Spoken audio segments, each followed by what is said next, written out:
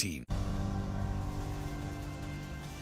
Hello and welcome to Newscentre. With me, Parikshit Luthra. The United States is dealing with a historic backlog in visa applications with requests from Indian nationals piling up. The U.S. Embassy has warned that though visa appointments are now open, there is a possibility of travellers not being able to be accommodated as per their dates, regardless of the purpose of travel. Indian citizens in America with valid H-1B visas can travel back and forth. Those whose visas have expired or are due to expire have been advised to avoid travel to India.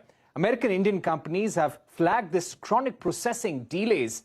The U.S.-India Business Council told CNBC-TV18 they are urging the Congress and the Biden administration to do more to address these delays. This is particularly crucial given its centrality to education, business, technology, and family reunions. There have been some challenges of late, and I flag it to Secretary Blinken and his team, and I have every confidence that they will look at some of these problems seriously and positively. All right, we're now joined by Mukesh Aghi, President of the U.S.-India Strategic Partnership Forum. Also with us are two tech professionals, Debarghya Das, founding engineer at Glean. He is someone who works in the United States, currently in India. He's been tweeting extensively on the issue of delays in H-1B visas, how that is impacting Indian workers in the United States. Aradhana Vaidya, a tech professional joining us from San Francisco, someone who has also been impacted by these delays. Thank you very much, everyone, for joining us. Mr. Aghi, let me get a view from Aradhana and Debarghya once to understand how bad the problem is, and then we'll come to you. Debarghya, just to come to you first, you have been tweeting a lot about these delays. You have been telling us about the large number of people in the United States who are stuck, who are impacted because of this. Give us a sense of your own troubles as a result of these delays. So thanks, Parikshit. So for me, myself, my troubles haven't been as bad as some of the other stories that I've heard. I've been on the lookout for appointments since about February this year, and I finally managed to get an appointment for September. However, if you look at some of the people who are looking for appointments now, there isn't any availability until December of 2023. So you're looking at wait times of around a year to even come to India and get a visa appointment. Right. And how many people would be who are facing these kind of delays? There is a Telegram group of H-1B professionals. Could you give us a sense of how big the problem could be? So this Telegram group was formed about a year or a year and a half ago, and it already has about 200,000 members, with 13,000 members being added almost every month. And I only imagine that that doesn't completely capture the entire demand. If you look at the entirety of how many H-1B holders exist in America, it's around more than 400,000, of which 75% of them are Indian. So you're looking at a number between 200 to 350,000 that are on an H-1B, and a large percentage of that is looking for an appointment at this very time. All right, and H-1B professionals have to also get their visas renewed regularly after a 3-year period. Let me also get into Aradhana Vaidya, who's joining us from San Francisco. Aradhana, your own problems as a result of these delays? Yes, and just like Debarghya said, it's really very difficult to get a visa appointment. For most of us with valid visas, we are able to continue to work in the United States, but not able to leave the country or visit India. For me personally, my friends, family, my parents live in India, and I've not seen them for the past 3.5 years. I have been trying to get a visa appointment for the past 6 months. The system is not functioning the way it used to, right? Like in the past, you would get an appointment in a couple of months. Now you just go to the website, you keep trying to get an appointment, and there aren't any appointments available simply. And without a visa appointment, you're unable to travel to India, get your visa stamped, and come back into the United States. So re-entry into the US is a huge problem. Right. So re-entry into the United States is a huge problem, and you have been waiting for an appointment now for almost two and a half years, almost 3 years, like you pointed out. Let me get in Mr. Aghi at this point. Mr. Aghi, as a chamber, you might have been getting a lot of complaints from different companies in India and the United States. How badly is it impacting business? Tremendously, Parishik. You have to understand, today the waiting time for visitor visa is 800 days, and for H-1B is 400 days. So that's a substantial lag. And you have to understand from the US perspective, we have roughly around 11 million job openings in the US. And if you just look at the tech sector, we have a gap of almost a million professional shortage. So it has an impact on productivity, it has an impact on innovation, it has an impact on economic growth. So we are working closely with the US Embassy in India to see how they can become more efficient and try to provide them support so this process can be expedited.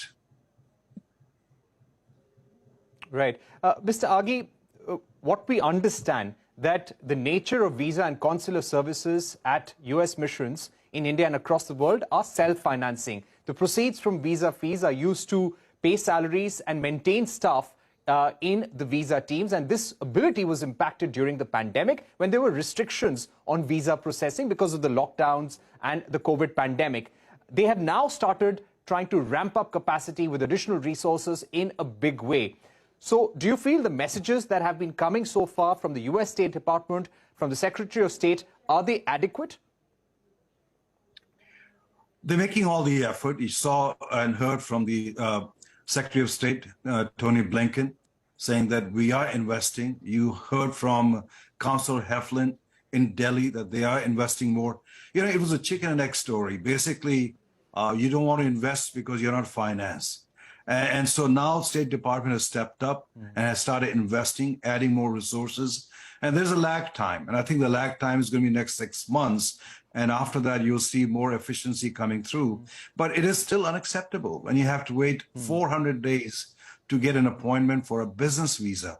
Just think about it, how it impacts the economy, how it impacts the startup scene. It does impact the innovation scenes because the Indian tech workers are quietly engaged trying to make US companies more efficient, innovative, and productive.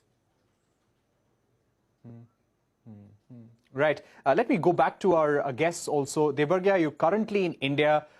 You are waiting your passport. You said that you were able to get your appointment after a wait of about 6 to 7 months. Give us a sense of what would you be expecting from the US State Department, from the US Embassy, when it comes to faster clearances for professionals like yours? Well, it's quite obvious that, you know, in addition to the professional and startup harm that Mr. Aghi mentioned, there's tremendous personal loss that's been throughout this entire process. There's people who haven't been able to attend their parents' funerals for years, haven't been able to see their loved ones for a long time. And what you really expect from a process like this, as in any country, you do expect these things to happen over the course of days and not months or years, as it is in this case.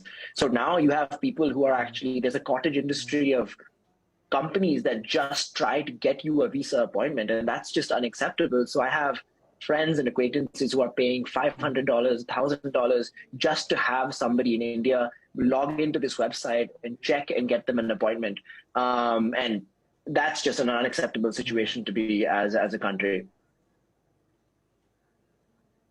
Right. Aradhana, what is your view? What you think the State Department could possibly do, the US mission could possibly do?